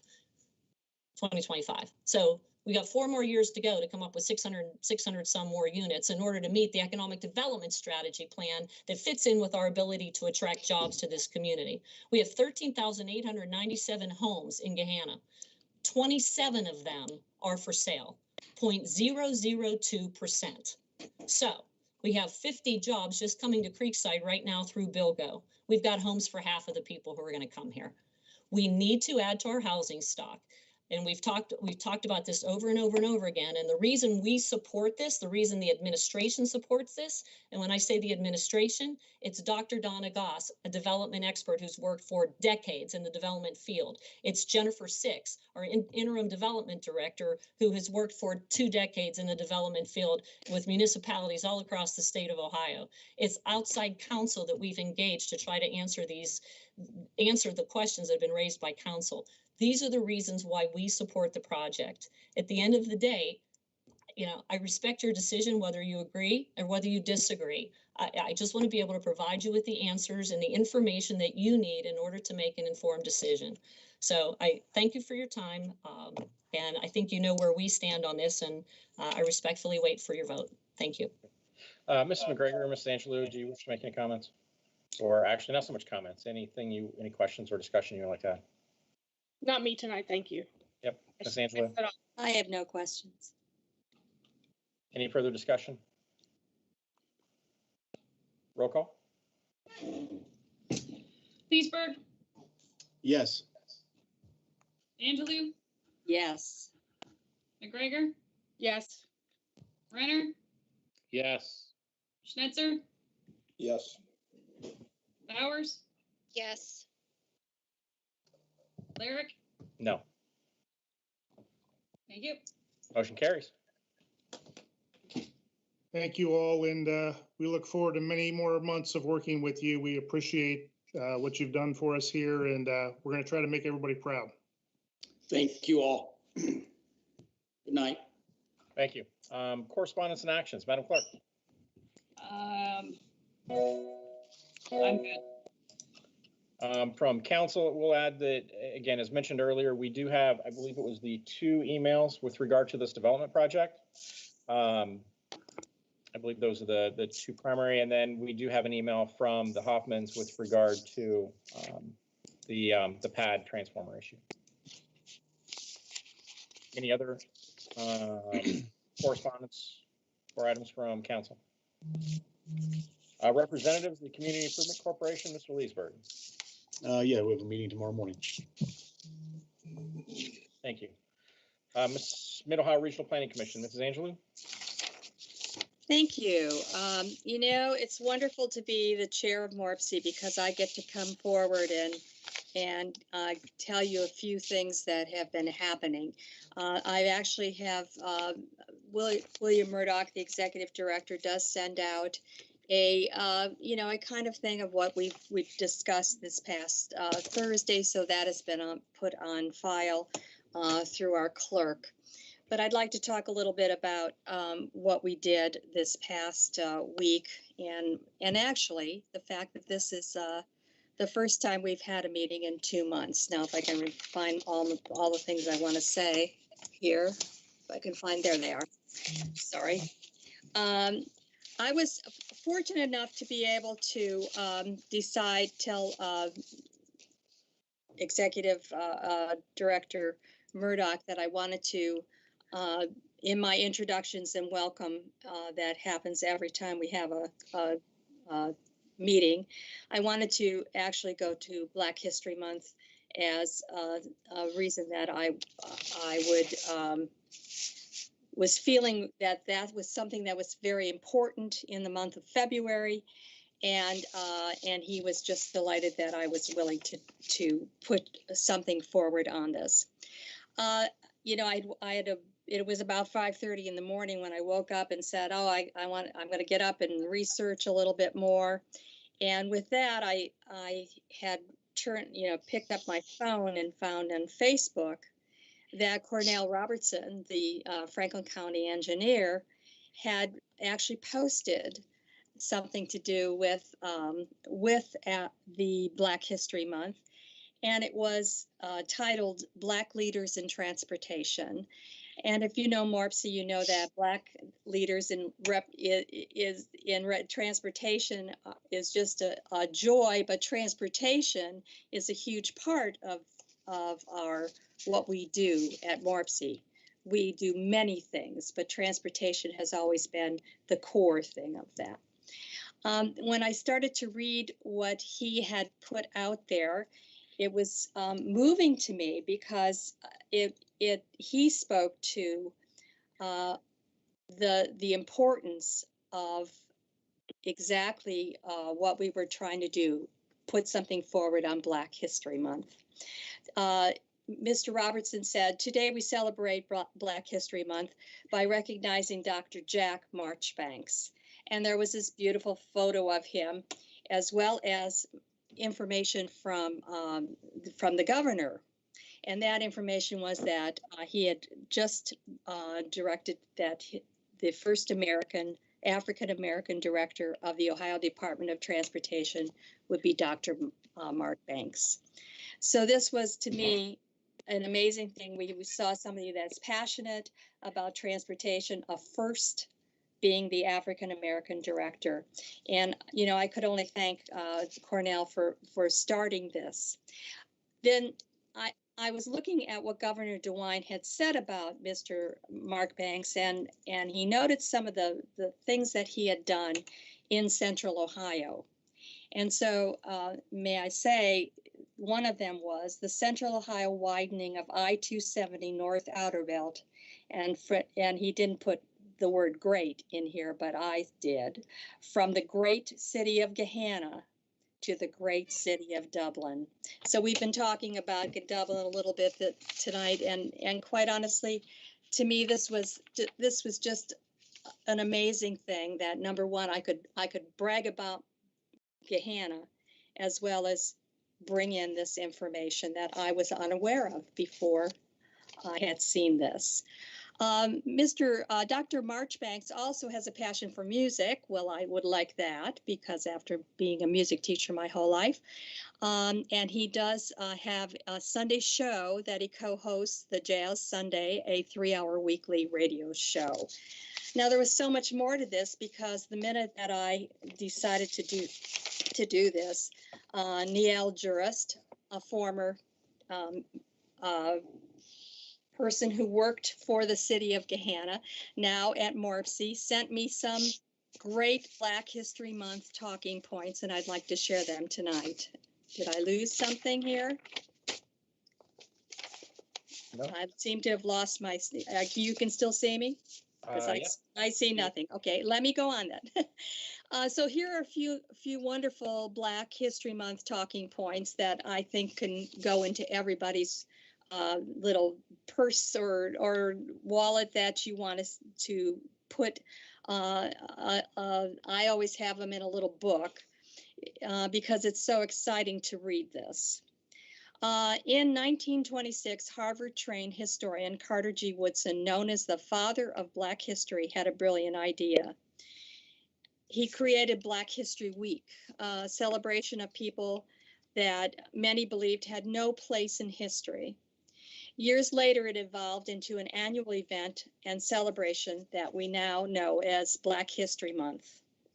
In 1976, President Ford officially recognized Black History Month, urging the public to seize the opportunity to honor the too often neglected accomplishments of Black Americans in every area of endeavor throughout the history.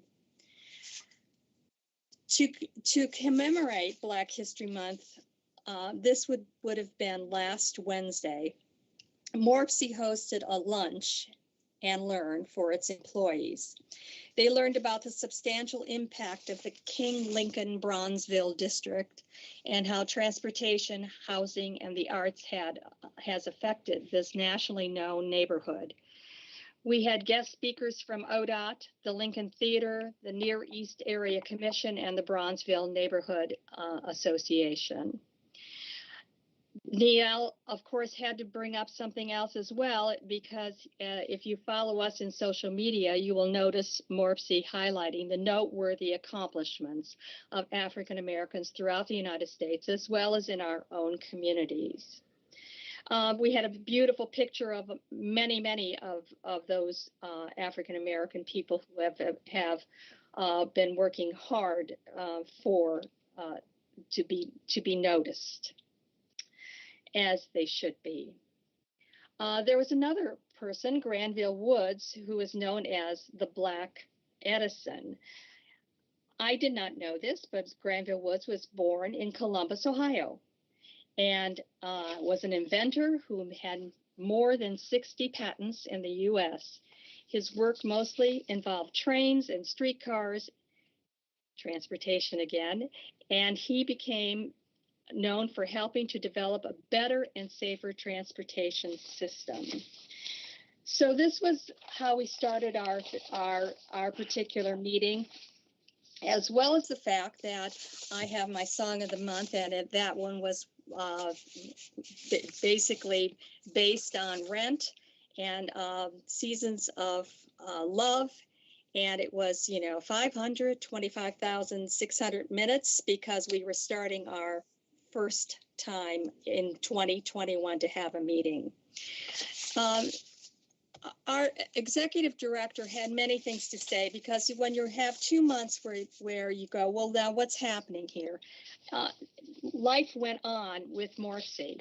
It might have been done virtually a lot, but it was people really doing their jobs and doing them well. So in the executive director's report, he did talk about the COVID updates, which we do. We are doing twice a month now. We used to do them every week, but COVID seems to be, we have vaccines now. I know I have my first portion of the vaccine. Hopefully others have begun that as well. We had a discussion on the office renovation, because that's going to be beautiful when we're ready to go back in.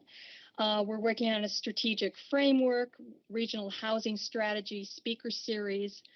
State of the Region is coming up March 31st. We invite everybody to come virtually to that. It's not the luncheon as usual, but it's something that's very important to give the State of the Region. We have an Ohio Conference on Freight that's coming. We also have a GFOA Certificate of Achievement for Excellence in Financial Reporting for the 32nd consecutive year, something to be quite proud of.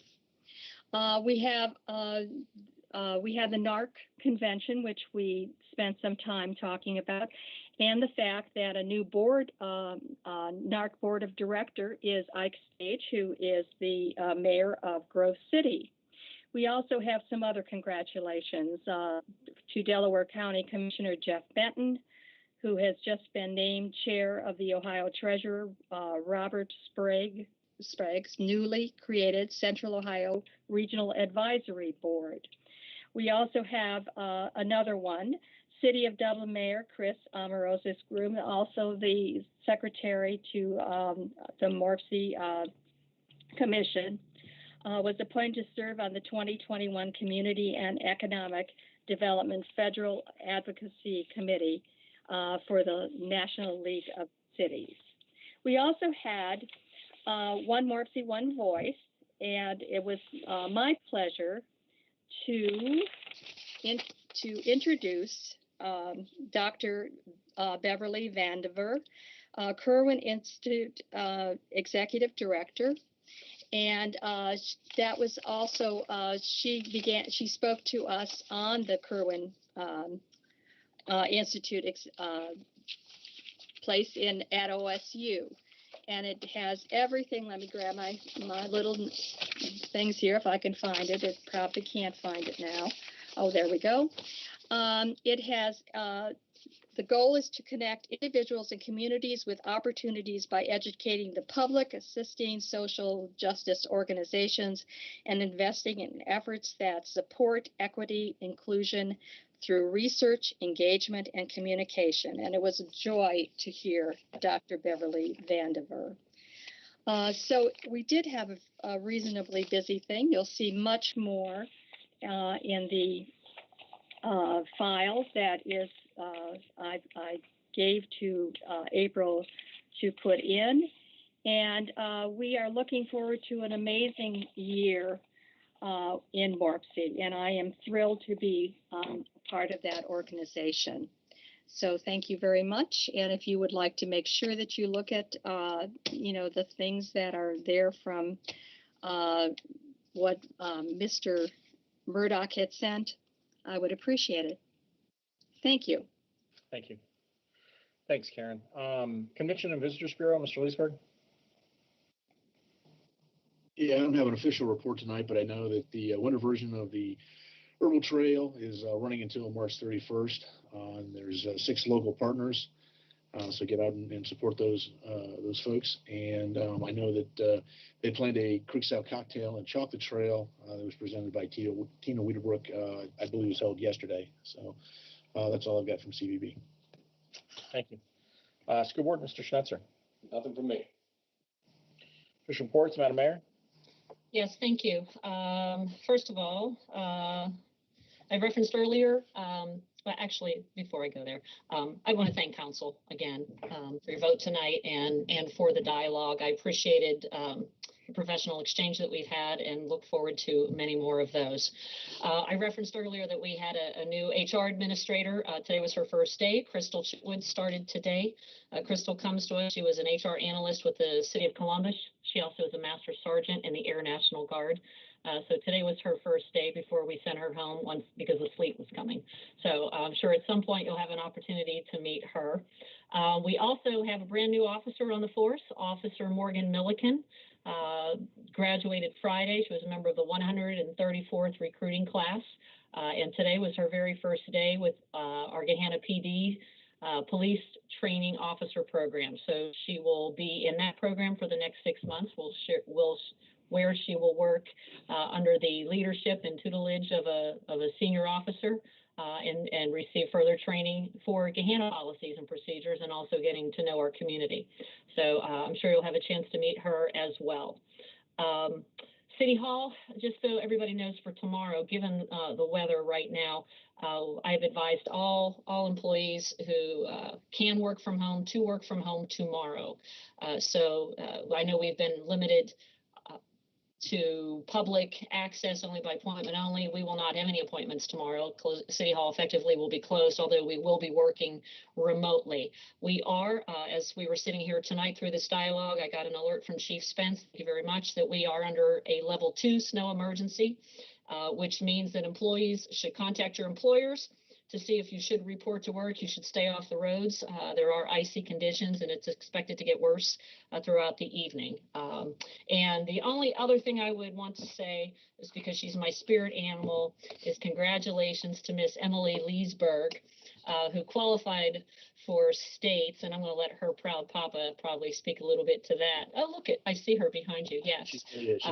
But it was the very first girls wrestling, first time they've had that, where they have the opportunity to go to states, and she's going to be representing Gahanna. So go Emily. And actually, I'm checking Twitter. We have quite a number of high schoolers who are doing amazing things right now, qualifying for states and maybe perhaps even being OCC champs, Lady Lions. So with that, I will say thank you very much, and I'm done for tonight.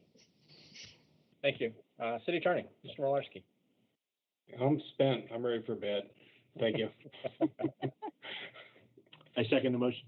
Mr. Leesburg, we'll move to council comments. Mr. Leesburg. Yeah, I got some exciting news today, actually. The 14U Junior Prowlers, they won the Cleveland Rock and Roll Cup. So my son got to hoist a cup today. So he got some good news today. So congratulations to them. They beat the team from Detroit, the Little Caesars team. So we had Little Caesars pizza in honor of that. But Yeah, as the mayor mentioned, I'd like to congratulate all of the young ladies. It's estimated there were about 350 young ladies this year that competed on Sunday in the respective districts. There were 4 districts throughout the state to qualify for the Ohio High School Wrestling Coaches Association state tournament. Girls wrestling is not yet sanctioned by the Ohio High School Athletic Association, although we're working very hard to do that, pushing very hard for that. But again, and again, special congratulations to my daughter, Emily. She's the first female wrestler from Gahanna to go to state. And again, they had to qualify here last year. Everybody automatically qualified because the numbers weren't there. This year, we've seen a swell of numbers. You know, when you hold a state tournament, people get interested and come out. So again, if anybody's interested, we have Young Lions practice on Wednesday night at the Sanctuary. I believe Emily is one of the coaches. I'm pretty sure she is. So, but like I said, if anybody's interested or knows anybody that's interested, we're looking to build a team next year. And again, just want to wish her the best. She will be wrestling on Saturday at Tilly Bradley. Thank you. Ms. Bowers. Thank you. Just briefly, I have submitted my constituent report for the month of January. I believe April has attached that to the agenda, and I'd ask that that be incorporated into the minutes as well. I wanted to note, I appreciate, in reviewing the mayor's report, I noticed that there was some progress continuing to be made specifically with regard to some sustainability measures and conversations with Time Marsh at SWACO. I just wanted to reiterate and vocalize that if there's any way I can be of support to that project, please let me know. I had some other constituents that have brought the composting and other types of recycling up, and so I just, however I can be of service to that, please let me know. Just a reminder, everyone, stay diligent in trying to get your COVID vaccines. If that's the choice that you're making, I know my parents are on the schedule. So we are all hoping to get back to a more living life outdoors, traveling and that kind of thing. So hopefully with the the continued distribution of the vaccine, we'll be able to get back to that. All right. Stay safe. Thank you. Mr. Renner?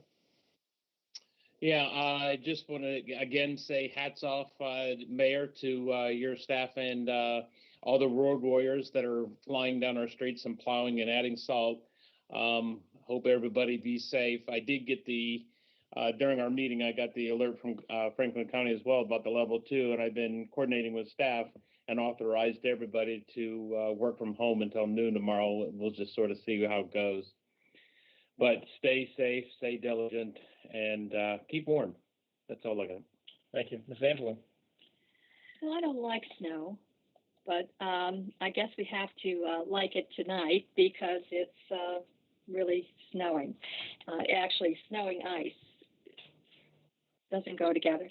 I wish everybody, I hope everybody had a great Valentine's Day, and we have so many things that are happening in our community, and it's exciting to have a new development that's going to be moving forward. And I feel strongly that when change is difficult, and I think things that change can be very, very difficult. It becomes something that we should be proud of, and I'm really excited about this particular project. I think there's so many things that our community can continue to do, and I look forward to the staff and all of us working together to make this the best community ever. And I'm a believer in that one. A great city of Gahanna. So everybody, stay warm, stay healthy, get your get your vaccine. I have to go next Saturday for my second one, and it's looking like things are going to be looking up, and pray to God that it does. Thank you. Thank you. Mr. Spencer? Nothing from me this evening. Thank you. Ms. McGregor? I just, last Monday after council, Jim and I had planned to drive to Florida, and it started snowing before we left, and it took us 11 hours to get from Gahanna to Covington, Kentucky. We did fall into a convoy of truckers, and I cannot say enough about some of my trucker drivers. They are very safe, and we figured they're professionals. They transport goods all over this country, and so we fell and drove 25 to 45 miles an hour the whole way down, but we made it safely to Cincinnati, where we promptly had to stop for 5 hours on I-75 because there was an accident ahead of us. But after we got to Covington, Florence, we were dry roads the rest of the way. But I can't say enough about the people out there plowing all night, and the in cities and on state roads, and the truckers. Many of them kept going all night, and so I just really appreciate. Sometimes we don't think about that, how much they do for our country, but I really did appreciate the truck drivers last week. Thank you. Thanks, Nancy. I would just ask for everyone that's listening to please stay home if at all possible tomorrow. The weather is here. I don't know if it's changed from sleet to snow, but the ice has been endless all afternoon. And so by all means, be safe. If you do have to go out and about, do so very carefully and be safe out there. And with that, adjourned by unanimous consent. So moved. Good night. Have a good evening, everyone. Good night. Bye. Take care.